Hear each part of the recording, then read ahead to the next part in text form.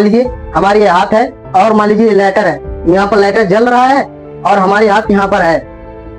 तब हमारे हाथ में ही कई तंत्रिकाक्ष कोशिका है, कई तंत्रिका कोशिका है।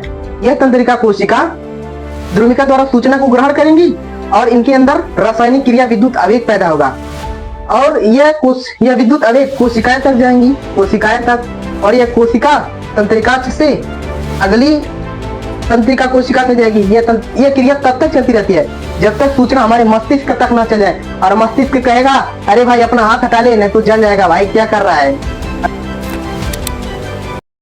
एवरीवन, स्वागत है आप सभी लोगों का हमारे लौकुश एग्जाम वॉरियर्स चैनल में।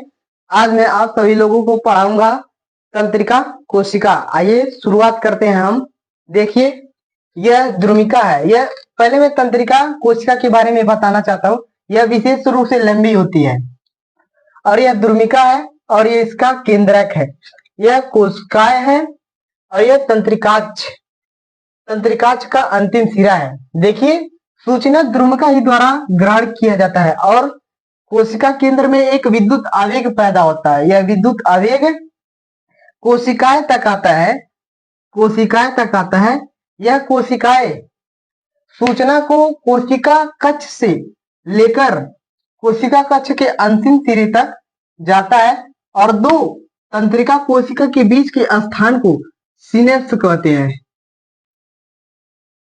सिनेप्स कहते हैं।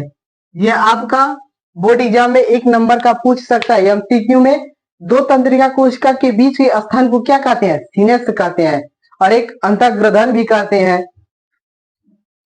यह दूसरी कोशिका में जाएगी सूचना, तो ये प्रक्रिया उसी प्रकार होगी जैसे कि प्रक्रिया पहले में हुआ है। द्रुमिका द्वारा इसमें भी सूचना को ग्रहण किया जाएगा और कुछ रासायनिक विद्युत आवेग पैदा होंगी।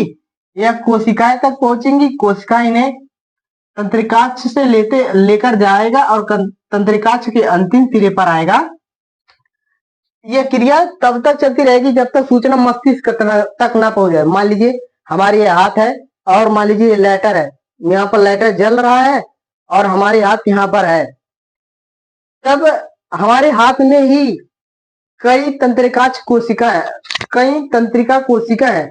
यह तंत्रिका कोशिका द्रुमिका द्वारा सूचना को ग्रहण करेंगी और इनके अंदर रासायनिक क्रिया विद्युत आवेग पैदा होगा और यह विद्युत आवेग कोशिकाएं तक जाएंगी, कोशिकाएं तक, और यह कोशिका तंत्रिकाक्ष से अगली तंत्रिका कोशिका में जाएगी। यह क्रिया तब तक चलती रहती है जब तक सूचना हमारे मस्तिष्क तक ना चल जाए और मस्तिष्क कहेगा अरे भाई अपना हाथ हटा ले नहीं तो जल जाएगा, भाई क्या कर रहा है।